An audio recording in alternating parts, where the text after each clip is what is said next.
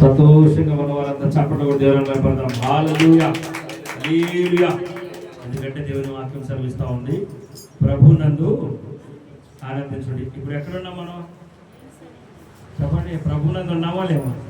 మనం ప్రభు సన్నిధిలో ఉన్నాం కదా. మనం ఏం చేయాలి? ఇప్పుడు ఆనందించాలి. కాబట్టి అలాంటి వాక్యం చేత మనము ప్రోత్సహించబడినట్లు మన మనసు తనుము ప్రభు మీద ఉంచుదాం. 10 నిమిషాలు యెషయా గ్రంథం 41వ అధ్యాయం నేటి దిన వాక్యాన్స్. యెషయా గ్రంథం 41వ అధ్యాయం 13వ వాక్యం చదువుకుందాం.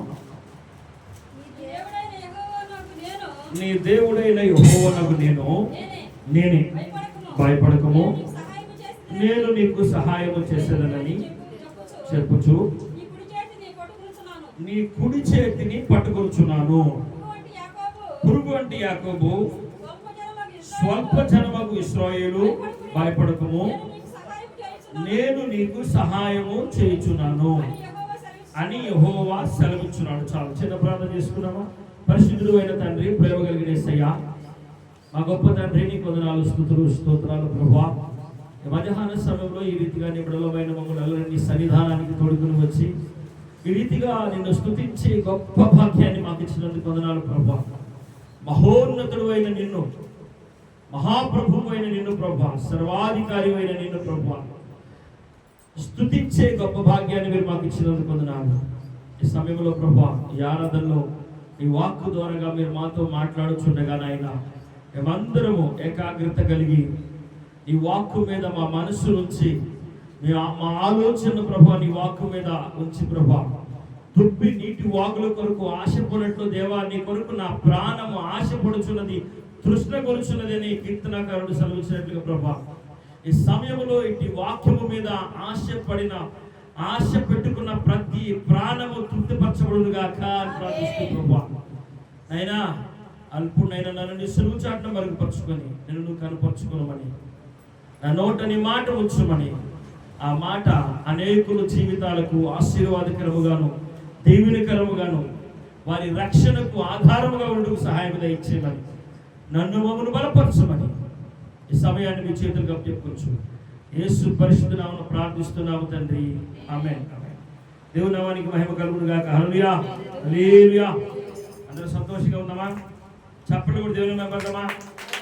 బిగ్గరగా ఏక స్వరంతో బిగ్గరగా దేవునికి మహిమ చెల్లిద్దాం. హల్లెలూయా హల్లెలూయా.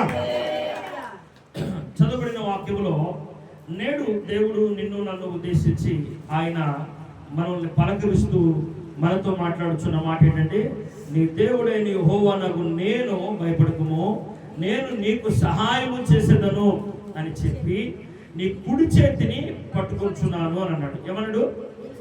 నీ కుడి చేతిని పట్టుకొచ్చున్నాను అని అన్నాడు.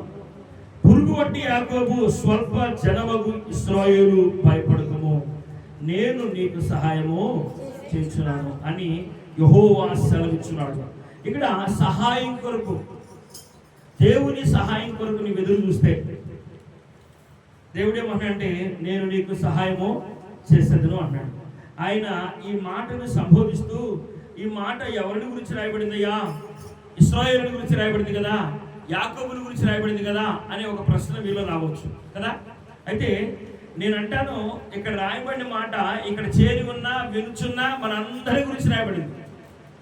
నీ పేరెత్తే రాయబడింది, నా పేరెత్తే రాయబడింది అని ప్రభు చెప్తున్నాడు. ఎలాగా? ఒకసారి 8వ వచనం బాగా చూద్దాం. నా సేవకుడు అయిన ఇశ్రాయేలు, నేను ఏర్పరచుకున్న యాకోబు, నా స్నేహితుడు అయిన అబ్రహాము సంతానమా. అబ్రహాము సంతానమా. చెప్పండి, ఇప్పుడు మనం అందరం ఎవరే? అబ్రహాము సంతానమే కదా. యేసుప్రభు వారు ఒక ఆయనకి వెళ్ళి ఆయన ఏమన్నాడంటే, ఇతరును అబ్రహాము కుమారుడే అని అనడం లేదా? అయితే అంతకు మించి ఘోర పాపిన నన్ను కూడా అబ్రహాము కుమారుడిగా ప్రభు మార్చాడు. ఇప్పుడు ఎవరి గురించి మాట్లాడుతున్నాడు? అబ్రహాము సంతానం అంటే ఎవరు? మనమే. మనతో దేవుడు చెప్తున్న మాట ఏంటి తెలుసా? అసలు దిగులు పడాల్సిన అవసరం లేదు. మన జీవనంలో, మన బ్రతుకు దినములన్నింటిలో మనం ఏ విషయం మీద చింతపడాల్సిన అవసరం లేనే లేదు, బాధపడాల్సిన అవసరం లేదు. అది ఆర్థికంగా, ఆత్మీయంగా, ఆరోగ్యపరంగా ఒకవేళ ప్రస్తుతం కృంగబడిన స్థితిలో ఉన్నా కానీ, కుటుంబ పరిస్థితుల్లో మనం ఒకవేళ కృంగబడిన స్థితిలో ఉన్నా కానీ, దేవుడు అంటున్నాడు నేను నీకు సహాయం చేస్తాను అంటున్నాడు. నేను నీకు సహాయం చేస్తాను అంటున్నాడు.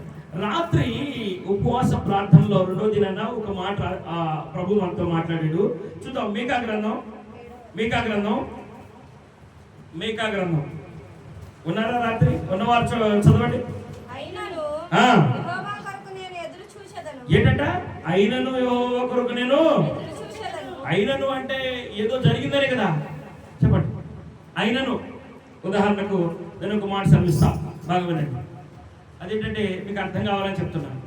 నేను ఒకవేళ మీలో ఒకరిని కొంచెం పలకరియలేదు, ప్రేమపూర్వకమైన ఆదరణ కలిగి, అంటే అలాంటి విధానం కలిగి లేను, లేదు కోపంగా ఉన్నాను, లేదా తిట్టాను, అర్థమవుతుందా? మీకేమనిపించింది? పలకరియకూడదు, నన్ను పలకరియలేదు కాబట్టి నేను పలకరియను, ఇలా అనిపించిందా లేదా? అనిపించింది కదా. అయితే ప్రభు సన్నిధిలో ఉన్న నీతో ప్రభు చెప్తున్న మాట ఏంటంటే అయినను అని ఇక్కడ ఒక సంబోధన చేస్తూ ఆయన ఏమన్నా అంటే గతంలో ఉన్న సందర్భాన్ని బట్టి అయినను అన్నాడు. అంటే ఒకవేళ ఇప్పటి వరకు నేను కృంగబడిన పరిస్థితిలో ఉన్నా కానీ, ఒకవేళ నేను విడవబడిన స్థితిలో ఉన్నా కానీ, ఒకవేళ నేను గుర్తింపు లేని స్థితిలో ఉన్నా కానీ, ఇప్పటి వరకు నేటి వరకు నన్ను పట్టించుకోకపోయినా కానీ, అయినా కానీ నేను ఏం చేస్తానంటాడు అక్కడ, యెహోవా కొరకు నేను ఎదురు చూశాను. మనం ఎలా ఉండాలా? దేవుని కొరకు ఎదురు చూసేవారిగా. ఇక్కడ భక్తుడు చెప్తున్నాడు, నేను నీకు సహాయం చేస్తా అంటే సహాయం పొందుకోవడానికి నువ్వు అవసరత కలిగి ఉన్నావు కదా. అవసరత కలిగి ఉన్నావా లేదా? ఒకవేళ మనం ప్రార్థన చేసుకుంటున్నాం, ఇదిగో కొన్ని సంవత్సరాల నుంచి ప్రార్థనకు వస్తున్నాం, మనం ఏదైనా ఒక అవసరం కలిగి ప్రార్థన చేస్తున్నాం, ఆ అవసరం తీర్చబడలేదు. ఇలాంటి సమయంలో కొంతమంది స్నేహితులు ఉంటారు, కొంతమంది శత్రువులు కూడా ఉంటారు. బాగా వినాలి, మీకు అర్థమయ్యే భాషలో చెప్తున్నా. శత్రువులు ఉంటారు, స్నేహితులు ఉంటారు. ఈ స్నేహితులు, శత్రువులు ఇద్దరు చెప్పే మాట ఏంటంటే, ఈ నాలుగు నుంచి దేవుడి సన్నిధికి వెళ్తున్నావు, ఈ నాలుగు నుంచి ఈ విషయం మీద ప్రార్థన చేస్తున్నావు, దేవుడు నీకు సమాధానం ఇచ్చాడా, సంతోషాన్ని ఇచ్చాడా, ఏదైనా నీకు ఈ విధమైన ఆర్థిక పరిస్థితిని కల్పించాడా, ఏం చేస్తాడు నీ దేవుడు అని అంటారా? అలాంటి వారితో నువ్వు చెప్పాల్సిన మాట ఏంటంటే, భక్తిపరుడు అయితే ప్రభు నిన్ను ఆదుకోవాలి అంటే, ప్రభు వేగరముగా నీ దగ్గరికి శీఘ్రముగా రావాలంటే నీలో ఏమన్నారంటే, ఇక్కడ ఈ భక్తుడు చెప్తున్నాడు, అయినను ఏంటంట, అయినను నేనేం చేస్తాను చెప్పండి, దేవుని కొరకు నాయకు చూడండి, దేవుని కొరకు కనిపెట్టుకుంటున్నాను. నీవు కనిపెట్టుకుంటున్నావా? వినండి. అయినను దేవుని కొరకు నీవు కనిపెట్టుకుంటున్నావా? అయినను దేవుని కొరకు నీవు కనిపెట్టుకుంటున్నావా? దేవుడు చెప్తున్నాడు, నీవు దేవుని కొరకు కనిపెట్టుకుంటే దేవుడు తక్షణమే ఉత్తరమిస్తాడు. ఏ విధంగా ఉత్తరమిస్తాడు తెలుసా? ఇక్కడ మన మూలవాక్యం రాయబడింది. చదువుదామా? 11వ వచనం. నీ దేవుడైన యెహోవానగు నేను భయపడకుము, నేను నీకు సహాయము చేసేదను అని చెప్పుచు నీ కుడి చేతిని పట్టుకొనుచున్నాను. జనులు నిన్ను పురుగు వంటి వాడవని, ఎన్నిక లేని వాడవని అన్నారా? జనులు పురుగు వంటి వాడవని, ఎన్నిక లేని దానవని. ఒకవేళ నేను అలా అనుకుంటే అర్థమవుతా మీకు? ఏం చెప్పాడు దేవుడు? నీవు ఒకవేళ నీ ఎదుటి వారికి పురుగు వంటి వానిగా, అంటే లెక్కలేని వ్యక్తిగా, స్వల్ప జనముగా, ఎన్నిక లేని వ్యక్తిగా, స్వల్ప జనముగా, తీసివేయబడిన వారిగా ఉన్నామనుకో. అంటారు కదా మన వాళ్ళందరూ, నేను మా ఇంట్లో ఎవరికి లెక్కలేను, అయితే నేను సంఘంలో ఎవరికి లెక్కలేను, నేనంటే గోంగారలో పురుగు తీసేస్తారు. అర్థమవుతా? ఇలాంటి ద్వారాన్ని కలిగి ఉండేవారు ఉంటారు. స్నేహితుల్లో ఉండొచ్చు, బంధువుల్లో ఉండొచ్చు, సన్నిహితుల్లో ఉండొచ్చు, ఒకవేళ కుటుంబంలోనే ఉండొచ్చు. ఎవరు ఎలా ఉన్నా దేవుని నీతి ఏమన్నంటే, స్వల్ప జనమగు యాకోబు, పురుగు వంటి యాకోబు, నేను ఏర్పరచుకున్న జనమా, నేను నీకు సహాయం చేస్తా.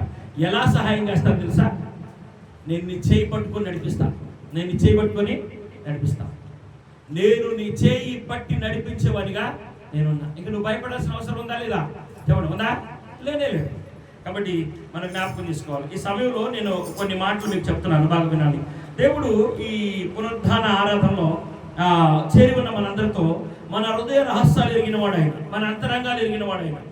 నీ హృదయ రహస్యాలు ఎరిగి, నీ అంతరంగ స్వభావాన్ని ఎరిగి, నీ కుటుంబ పరిస్థితులను ఎరిగి, నీ మానసిక పరిస్థితిని ఎరిగి, నీ ఆర్థిక పరిస్థితిని ఎరిగి, నీ ఆరోగ్య పరిస్థితిని ఎరిగిన ఆయన, నీ దాంపత్య పరిస్థితిని ఎరిగిన ఆయన ఏమన్నాడంటే, ఇదిగో ఆర్థికంగా, ఇదిగో ఆరోగ్యపరంగా, ఇదిగో కుటుంబపరంగా, దాంపత్యపరంగా, ఇదిగో ఉద్యోగపరంగా, వ్యాపారపరంగా ఏ విషయంలో నీవు కృంగబడి ఉన్నావో, ఏ విషయంలో నీవు ఎన్నికలేని వ్యక్తిగా ఉన్నావో, ఏ విషయంలో తీసివేయబడిన వ్యక్తిగా ఉన్నావో, స్వల్ప జనముగా ఉన్నావో, నేనేమన్నానంటే, నీవు నా కోసం ఎదురు చూస్తే, నువ్వు నా కోసం ఎదురు చూస్తే, మీకు ఎక్కడ ఉన్నాను కదా, అయినను నేను యెహోవా కొరకు ఎదురు చూసేదను అన్నాడా లేదా? చదవండి, ఆ 7వ వచనం పూర్తి చేయండి. మీకు ఎక్కడ 7 పూర్తి చేయండి. అయినను యెహోవా కొరకు నేను ఎదురు చూచెదను, రక్షణకర్తయగు నా దేవుని కొరకు నేను కనిపెట్టుకుని ఉందును. నా దేవుడు నా ప్రార్థన ఆలకించు, నా దేవుడు నా ప్రార్థన ఆలకించు అనే నమ్మిక నీకుందా? ఉంటే బిగ్గరగా చప్పట్లు కొడదామా? నీకు అనుమానం కూడా ఉన్నట్టు, అనుమానం అయితే బిగ్గరగా మీ ఓపిక కొద్దిగా చప్పట్లు కొట్టండి, మీ శక్తి కొలది. ఈ ప్రార్థన ఆలకించడం లేదా దేవుడు? మంచిది, సంతోషం, మంచిది. ఈ ప్రార్థన దేవుడు తప్పక ఆలకించాడు, ఆలకిస్తాడు, ఆలకిస్తూనే. అందుకనే మన జీవితాల్లో ఈ నేటి వరకు మనం సజీవులుగా ఉన్నాం. కాబట్టి ఈ స్థితిలో ఉన్న నన్ను దేవుడు హెచ్చరిస్తూ మరలా చెప్తున్న మాట ఏంటంటే, నీ చేయి పట్టుకొని నేను నిన్ను నడిపిస్తాను, నీ చేయి పట్టుకొని నడిపిస్తాను అన్నాడు.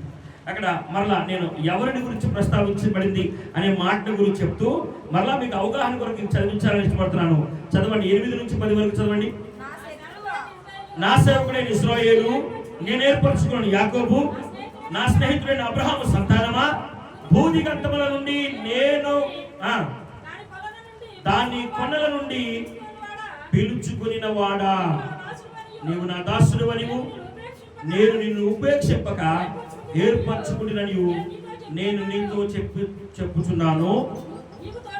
నీకు తోడై నన్ను భయపడకుము, నేను నీ దేవుడినై ఉన్నాను. దిగులు పడకుము, నేను నిన్ను బలపడుతున్నా, నీకు సహాయం చేయబడును నేనే.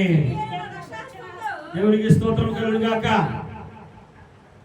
హల్లెలూయా. ఈ పలహారం ఎంతమందికి అందింది చెప్పండి?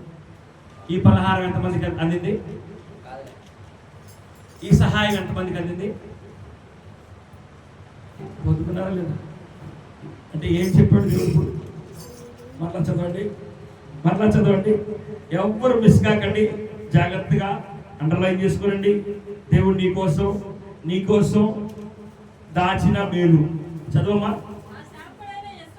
నా సేవకుడైన ఇశ్రాయేలు, నేను ఏర్పరచుకున్న యాకోబు, నా స్నేహితుడైన అబ్రహాము సంతానమా, బోధి గంతముల నుండి నేను పట్టుకొని దాని కొనల నుండి పిలుచుకొనిన వాడా, నీవు నా దాసుడు వనియు, నేను నిన్ను ఉపేక్షింపగా ఏర్పరచుకుంటున్నాను, నేను నీతో చెప్పి ఉన్నాను, నీకు తోడై ఉన్నాను. బాగా అందరూ జాగ్రత్తగా దృష్టి పెట్టాలా. భయపడకుము, నేను నీ దేవుడినై ఉన్నాను. అసలు దిగులెందుకు? ఏ విషయంలో నీకు దిగులు? ఏ విషయంలో కూడా దిగులు పడవాకు. నేను నిన్ను బలపరుతును, నీకు సహాయము చేయవాడును నేనే. నీతి అను నా దక్షిణ హస్తముతో నిన్ను ఆదుకొందును. నిన్ను దేవుడు ఆదుకుంటానంటే మనకెందుకు దిగులు చెప్పండి? అర్థమవుతుందా? దేవుడు ఒకవేళ నీ ఆలోచన, కొంతమంది ఎలా ఉంటారంటే మైండ్ ఆబ్సెంట్, బాడీ ప్రజెంట్. మనం ఎక్కడన్నా బండి తోలుతా ఉన్నాం కూడా ఒక్కొక్కసారి, కొన్నిసార్లు నేను కూడా ఏం చేస్తానంటే ఏదో ఆలోచిస్తూ ఉంటా. ఏదైనా ఒక పని చేస్తూ అక్కడ మనం ఇక్కడ ఉంటాం కానీ ఎక్కడో ఏంటంటే అదేంటంటే అది దిగులు. అర్థమవుతుందా? అంటే దేనిని గురించిలో మన ధ్యానం ఉంది, మన ధ్యానం ఎక్కడో ఉంది, దేనిని గురించో ఉంది. కాబట్టి అలాంటి నీతో నాతో ప్రభు చెప్పే మాట ఏంటంటే, దిగులు పడాల్సిన అవసరం లేదు, ఆలోచన కలిగి ఉండాల్సిన అవసరం లేదు, మనోవ్యాధి కలిగి ఉండాల్సిన అవసరం అసలే. అలా దిగులు, చింత, అలాంటి భయం నీకు ఉందనుకో, నువ్వు ఎలా ఉంటావు అంటే 20లో కూడా 60 లాగా ఉంటావు అంటున్నాడు. ఏమన్నాడు? వాక్యంలోనే చెప్తున్నాడు, 20లో 60 లాగా ఉంటావు. నీకు ఏ దిగులు లేకోకుండా యెహోవా నా భారము మోసేవాడు యెహోవా మీదే నేను అనుకున్నాను అన్నావు అనుకో, నువ్వు 60లో కూడా చెప్పండి 20 లాగా ఉంటావు. 60లో 20 లాగా ఉండాలనుకున్నారా? 20లో 60 లాగా ఉండాలనుకున్నారా? చెప్పాలి. నీ భారము యెహోవా మీద మోపి 60లో కూడా పెదవా 20 లాగా ఉండాలి. చెప్పండి కూడా జన్మపడతాం. హల్లెలూయా, హల్లెలూయా. అది దేవుడి మీద మన భారం మోపితే ఆయన ఏం చేస్తారంట? మన చెయ్యి పట్టుకొని నడిపిస్తాడు. 99లోనా ఎప్పట్లో ఇస్సాకుని అబ్రహాంకి ఎప్పుడు ఇచ్చాడు చెప్పండి? ఏ వయసులో ఇచ్చాడమ్మా? 100. ఎలా ఉన్నాడు అప్పుడు? మనం ఏమంటాం? పిల్లలు ఏ వయసులో పుడతారంటాం? ఎవరి వయసులో పిల్లలు పుడతారు, అవునా? కానీ వృద్ధాప్యంలో పుట్టినాడు కూడా బలవంతుని చేతిలో బాణం లాగానే ఉన్నాడు. ఉన్నాడా లేదా? ఇస్సాకు ఎలా ఉన్నాడు? దేవుని చేతిలో బాణం లాగా ఉన్నాడు. ఇస్సాకు తిరిగేమి లేదు, దేవునికి విలువైన ఇష్టమైన ప్రియుడిగా ఉన్నాడు. అందుకని అబ్రహాము మీద ఉన్న కృప ఇస్సాకు మీదకి వచ్చింది. అబ్రహాం ఇస్సాకుని బట్టి యాకోబు మీదకి వచ్చింది. వచ్చిందా రాలేదా? కాబట్టి జ్ఞాపకం చేసుకోండి. మనము ఆర్థికంగా, ఆత్మీయంగా, ఆరోగ్యపరంగా, ఉద్యోగపరంగా, వ్యాపారపరంగా, వ్యవసాయం, మనం ఏ వృత్తిలో అయినా కానీ ఒకవేళ లేకపోతే దాంపత్య విషయంలోనో, కుటుంబ విషయాల్లోనో ఏదైనా ఒకవేళ కలిగి మనం ఉంటే, కృంగబడి మనం ఉంటే, దేవుడు నీతో చెప్తున్నాడు, నేను నీ చేయబట్టుకుంటాను కదా, నేను నిన్ను నడిపిస్తాను కదా. చెప్పండి, నడిపిస్తాడు నడిపిస్తాడు. అయ్యా అప్పుడెప్పుడో నడిపించాడు, ఇప్పుడు నడిపిస్తాడో లేదో. నేను కొంచెం బయటికి రావాలనుకున్నా. నేను ఈ మధ్య ఒక మాట విన్నా, ఒక సేవకుడు నోటి నుంచి. నాకు అసలు చాలా ఆశ్చర్యం వేసింది. నేనేమనుకున్నా అంటే, ఈ సేవకుడు ఒకవేళ అప్పుడు 400 మంది బయలు ప్రవక్తలు మీకు తెలుసా? వారితో పోటీ పడి ప్రభువుని గణపరిచిన సేవకుడు మీకు తెలుసా? ఎవరు? వారిలో ఒకవేళ ఒకడు బ్రతికొచ్చాడేమో అనుకున్నా. ఆ 450 మందిలో ఒకడు బ్రతికి ఇక్కడ మాట్లాడుతున్నాడేమో అనుకున్నా. అతను ఏమన్నాడంటే, నేడు అనేక క్రైస్తవ సంఘాల్లో ప్రవచించేవారు ఎక్కువైపోయారు అన్నాడు. ఏమన్నాడు? ప్రవచించేవారు ఎక్కువైపోయారు అన్నాడు. ప్రవచనాల వలన కార్యాలు జరుగుతున్నాయి, కానీ అక్కడ దేవుడు ఉన్నాడు అంటున్నాడు. మీకు అర్థమవుతుందా? అతడు చెప్పేది ఏంటో తెలియట్లా. ఎందుకు అతను అలా చెప్తున్నాడంటే, ఈర్ష్య, ద్వేషం, అసూయ. ఈర్ష్య, ద్వేషము, అసూయ కలిగి అతడు అలాగా మాట్లాడుతున్నాడు. అంటే నేనేమంటానంటే, ఆ 450 మంది ప్రవక్తలో కూడా తప్పిపోయి వచ్చాడేమో అని ఎందుకంటానంటే, 450 మంది చూసారా చూడలేదా దేవుని మహిమను? బిగ్గరగా చెప్పకూడదు. హల్లెలూయా. ఆ 450 మంది చూశారు. ఏలియా ప్రార్థన చేస్తే అగ్ని దిగిరాటం, బలిపీఠాన్ని, ఆ బలిపీఠ మీద ఉన్న మాంసాన్ని, బలిని, ఆ కందకంలో పోయబడిన నీరు అంతా కూడా ఇంకిపోయింది, కాలిపోయింది, దహించి వేశాడు దేవుడు. అంతటి మహా గొప్ప కార్యాన్ని చూసి మరలా అలాగా చూసిన వాడు మరలా తప్పిపోయి ఇక్కడికి వచ్చి తన యొక్క ఆ యుక్తిని ప్రదర్శిస్తున్నాడేమో అనిపించింది. ఎందుకు నేను అన్నానంటే, బైబిల్ తెలుసు, బైబిల్ చదివి కూడా తనకి ఇష్టానుసారంగా బోధించుకోవాలనుకుంటాడు. తన యుక్తిని ఏదో ప్రదర్శించాలనుకుంటాడు. తన ఆలోచన, తన కక్ష, తన ద్వేషం, అసూయ ఇలాంటిది ఏదో నెరవేర్చుకోవాలనుకుంటా ఉంటాడు. అర్థమవుతా? అతను చెప్పే మాట ఏంటంటే, ఆ ప్రవచనాలు లేవు. ఈరోజు ప్రవచనాలు చెప్పేవాళ్ళు ఎలా ఉన్నారంటే, అప్పట్లో దేశానికి ఒకళ్ళు ఉండేవాళ్ళు, ఎక్కడో ఒకళ్ళు ఉండేవాళ్ళు. ఇక్కడ ఊరికొకరు తయారయ్యారు. ఏంటంట? ఊరికొకరు తయారయ్యారు. ఆ పిచ్చోడు చెబుతుంది, మమ్మల్ని గురించి చెప్తున్నాడు. నేను సాధారణంగా అందుకోకూడదు అనుకుంటా, దాదాపు అందుకోను. ఎందుకంటే ఆ పిచ్చోడు ఇలా మాట్లాడి పూర్వం వాళ్ళ పిత్తలు పొందుకున్న ఆ శాపాన్ని పొందుకుంటే ఇప్పుడు మధ్యలో అర్ధాంతరంగా పోతాడేమోనని ప్రేమ కలిగి ఇప్పుడు మాట్లాడాలనుకున్నా. ఒకసారి దేవుని వాక్యాన్ని చూద్దామా? దేవుడు మనతో ఏం చెప్తున్నాడు చూద్దామా? చూడండి, అపోస్తలుల కార్యములో చక్కని మాట రాయబడింది, చూద్దాం. ప్రియ సహోదరుడా, ప్రేమతో దేవుడు నిన్ను హెచ్చరించి మాట్లాడుతున్న మాట జాగ్రత్తగా చెవియోకి ఇంటి, నీకు, నీ కుటుంబానికి, నీకు, నీ పిల్లలకి ఆశీర్వాదకరం. ఎందుకంటే దేవుని వాక్యంలో సున్నైనను పొల్లైనను తీసివేయబడదు. దేవుని వాక్యంలో ఒక సున్నా తీసేసి కలిపేవా చస్తావు, జాగ్రత్త. శాపం వచ్చింది, జాగ్రత్త. కాబట్టి ఎదురు రాయబడిన మాట చూద్దాం. అపోస్తుల కార్యం 2వ అధ్యాయం.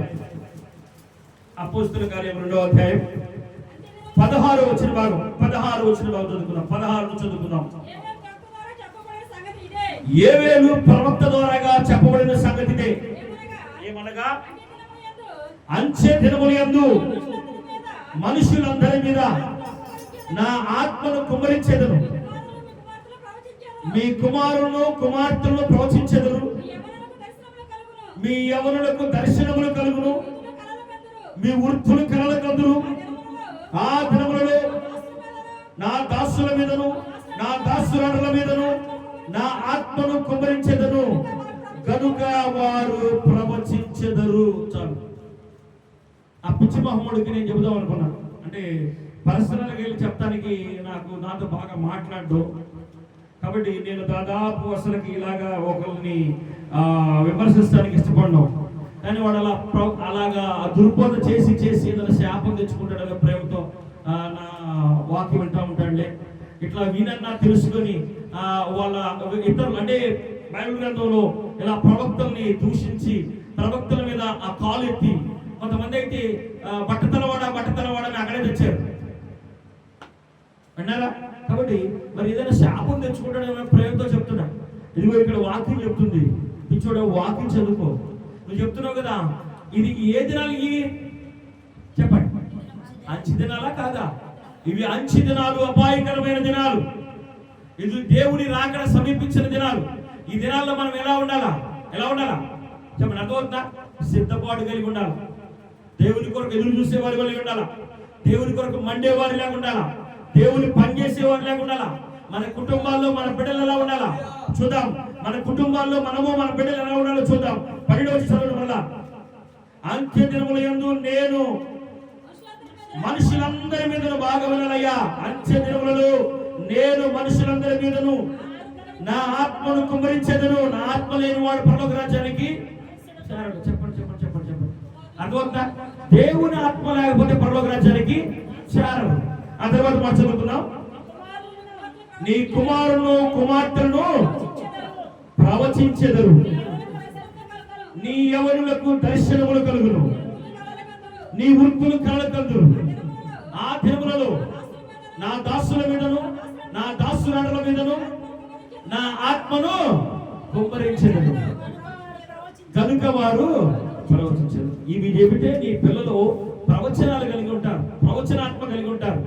ఇవి చెబితే నీ పిల్లలకు పరిశుద్ధాత్మ కలిగి ఉంటారు.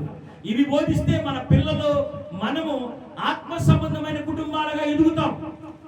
అర్థమవుతుందా? మన పిల్లలకి ఏమి నేర్పాలా? దేవుడు చెప్తున్నాడు, సావుకుల పిల్లలకి ఇవి నేర్పాలా. ఇవి అంచె దినాలు, ఇవి అపాయకరమైన దినాలు. ఈ దినాల్లో నువ్వు పిల్లలు పరిచయం చేయాలంటే, నువ్వు దేవుని కొరకు వాడబడాలి అంటే నీ పిల్లలు ప్రవచించాలా. నీ పిల్లలు పరిశుద్ధాత్మ కలిగి ఉండాలి. నీ పిల్లలు దర్శనాలు కలిగి ఉండాలి. నీవు దర్శనాలు కలిగి ఉండాలి. నీవు దేవుని కొరకు కలలు కనే వ్యక్తిగా ఉండాలా. ఉండాలి. కూర్చోడ అప్పుడెప్పుడో కళలు, అప్పుడెప్పుడో దర్శనాలు, అప్పుడెప్పుడో ప్రవచనాలు కాదు.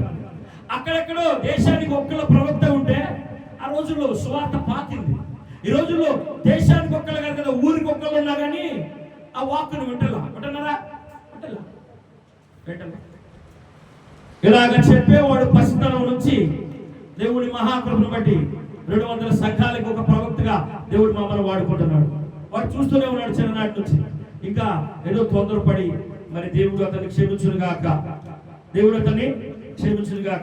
కాబట్టి నేను చెప్తున్నాను, నేను అతనికి మాత్రమే చెప్పలేదు కానీ ఇక్కడ చేరి ఉన్న మీ కుటుంబాలన్నిటికీ కావలసిన అవసరత ఏమైంది? ఇది అంచె దినాలు, అపాయకరమైన దినాలు. నీ బిడ్డలకు నువ్వు బోధించాల్సింది ఏంటంటే, ప్రవచించే ఆత్మ కలిగి ఉండాలి, వాళ్ళు దర్శనాలు కలిగే ఆత్మ కలిగి ఉండాలి, కళలు కనే ఆత్మ కలిగి ఉండాలి, దేవుని కొరకు పనిచేసే వారిగా ఉండాలి. ఈ భూమి మీద ఏదైనా గొప్ప పని ఉందంటే అది దేవుని పని మాత్రమే. అన్నారా? దేవుని పని మాత్రమే. నీ యవన బిడ్డలు ఏ విధంగా ఉండాలా? ప్రవచించే వారిలాగా ఉండాలా. నీ యవన బిడ్డల మీదకి దేవుని ఆత్మ రావాలా. నీ బిడ్డలను ఏ విధంగా పెంచుకోవాలో దేవుడు నేర్పుతున్నాడు. నీవు ఇలాంటి భయము భక్తి నేర్పకపోతే నువ్వెంతగా అరిసరిసి మనం ప్రార్థన చేసినా, అరిసరిసి వాక్యాలు చెప్పినా మన పిల్లల గురించి మనము ఏలెత్తి చూపించుకోవాల్సిన అవసరం ఉంది. మన పిల్లల గురించి మొట్టమొదట నీ ఇంట గెలిచి రచ్చగలమన్నారు. అవునా? విద్య అనేది ఒక మాట రాయబడింది. అదేంటంటే అతిగా విద్య ఎక్కువైతే మెంటలు వచ్చిందంట, పిచ్చి వచ్చిందంట. కాబట్టి విద్య మీద దృష్టించి నా పిల్లలు బాగా విద్యలో పెద్దోళ్ళు అయిపోయారు, పెద్ద ఉద్యోగాలు వచ్చినాయి అని అనుకుంటే జాగ్రత్త, మెంటల్ వచ్చేస్తుంది. దేవుని వాక్యం సామెతల గ్రంథం ఉంది, బాగా ఇది అవగాహన అయిన వారికి సామెతల గ్రంథంలో ఇద్దరి గురించి బాగా రాయబడింది. అందుకని దేవుడు ఏమన్నాడంటే జ్ఞానంలో సిగ్గుపడటానికి ఎరివారిని ఏర్పాటు చేసుకుంటాడు. ఎవరిని? వెర్రివారిని ఏర్పాటు చేసుకుంటారంట. మనము మన బిడ్డలకి నేర్పవలసింది ఏంటంటే ప్రవచించే ఆత్మ కలిగి ఉండాలని వారి కొరకు ప్రార్థన చేయి. నీ కుమార్తెలందరూ కూడా ప్రవచించే ఆత్మ కలిగి ఉండాలని ప్రార్థన చేయి. నీ పిల్లలందరూ కూడా ప్రవచించే ఆత్మ కలిగి ఉండాలని ప్రార్థన చేయి. పిచ్చి ముఖమా, దేవుని వాక్యం సెలవిస్తా ఉంది. కొరింథీయులకు రాసిన పత్రిక 14వ అధ్యాయం చదువుకుందాం. కొరింథీయులకు రాసిన పత్రిక 14వ అధ్యాయంలో దేవుడు చక్కని మాట సెలవిస్తున్నాడు. చూద్దాం. 14 మొదటి కొరింథీ 14 మొదటి వచనం చదువుకుందాం. ప్రేమ కలిగి ఉండుటకు ప్రయాసపడుడి, ఆత్మ సంబంధమైన బాగా వినడమా. ప్రేమ కలిగి ఉండుటకు ప్రయాసపడుడి, ఆత్మ సంబంధమైన వరములను ఆసక్తితో అపేక్షించుడి, విశేషముగా ప్రవచన వరం అపేక్షించుడి. ఎందుకంటే ప్రవచన వరము వలన సంఘానికి క్షేమాభివృద్ధికరం. ఏంటంట? ప్రవచించే ఆత్మ ఉంటే సంఘానికి క్షేమాభివృద్ధికరం. ప్రవచించేవాడు సంఘానికి క్షేమాభివృద్ధికరంగా ఉంటాడు. భాషలు మాట్లాడేవాడు తనకు తాను క్షేమాభివృద్ధిని కలుగు చేసుకుంటాడు. ఇది దేవుని వాక్యంలో ఉంది. ఇది దేవుని వాక్యంలో ఉంది. అంచె దినాలు, అపాయకరమైన దినాలు ఇవి. దేవుడు ఇదిగో సమయం ఆసన్నమైంది, ప్రభు ఎప్పుడు వస్తాడో తెలియదు, దొంగ వలే వస్తాడు అన్నాడు. ఒకవేళ ఈ రోజు ప్రభు వస్తే నీ బిడ్డలు ఎత్తబడతారా? నీ బిడ్డలు ఎత్తబడకపోవడానికి కారణం నీవే అవుతావు. ఎందుకంటే దేవుని వాక్యంలో రాయబడినట్లుగా మనుషుల్లో బాగా అర్థమయ్యే భాషలో మనుషులు దాన్ని చక్కగా మోడిఫై చేసి, అంటే దాన్ని తర్జుమా చేసి చక్కని మాట చెప్తారు. ఏంటంటే పిల్లి అంట పాలు దాగొచ్చి మూడు తుడుచుకుంటుందంట. ఏంటంట? పిల్లి పాలు దాగొచ్చి మూడు తుడుచుకుంటుందంట. పిల్లి పాలు దాగొచ్చి మూడు తుడుచుకుంటే దాని గుణం మారుతా? చెప్పండి. పిల్లి పాలు దాగొచ్చి దొంగతనంగా మూడు తుడుచుకొని మ్యావ్ మ్యావ్ మ్యావ్ మ్యావ్ అన్నారు యజమానుడు దగ్గరికి వచ్చి, గుణం మారుతా? మారదు. గుణం మారాలంటున్నాడు ప్రభు. గుణం మారాల. ఈ గుణం మారితే మనం గొప్ప ఆశీర్వాదాన్ని పొందుకుంటాం. మారాల్సింది మొదట నీ గుణం మారాలా. నువ్వు పాలు దాగొచ్చి మూడు తుడుచుకుంటే నువ్వేదో పరిస్థితులు వైపు అనుసరించి వాక్యం చెబుతాను, అనుసరించి పాటలు పాడితే, అనుసరించి ప్రసంగాలు చేస్తాను, లేకపోతే ఉపవాసాలు ఉంటాను, లేకపోతే మరొకటి చేస్తాను, పని కాదు. గుణం మారాలా. దేవుని వాక్యం చెప్తుంది గుణం మారాలా. నీ గుణం మారాలా. నీ గుణం మారాలా. ప్రేమ కలిగి ఉండాలా. ప్రేమ కలిగి ఉండాలా. చూద్దాం. వాక్యాన్ని చెప్తున్నా, వాక్యం బాగా వినాలా. కొరింథీయులకు రాసిన పత్రిక 14వ అధ్యాయం మొదటి వచనం రాయబడింది. ప్రేమ కలిగి ఉండుటకు ప్రయాస. నీ ప్రయాస ప్రేమ కలిగి ఉంటానికి. ఇప్పుడు అసూయ, ద్వేషము, కక్ష, మత్సరము, మద్దతులు, విమతలు, విభేదాలు, అల్లరితో కూడిన ఆటపాట్లు, ఎగిరేశాలు, ఎగిరి కథలు, ఇలాంటివన్నీ కూడా దేవుడు ఒప్పుకోడు. అలాగా ఉంటే నీకు కానీ నీ కుటుంబంలో కానీ దేవుని ఆత్మ పనిచేయదు. నువ్వేముండాలా? ప్రేమ కలిగి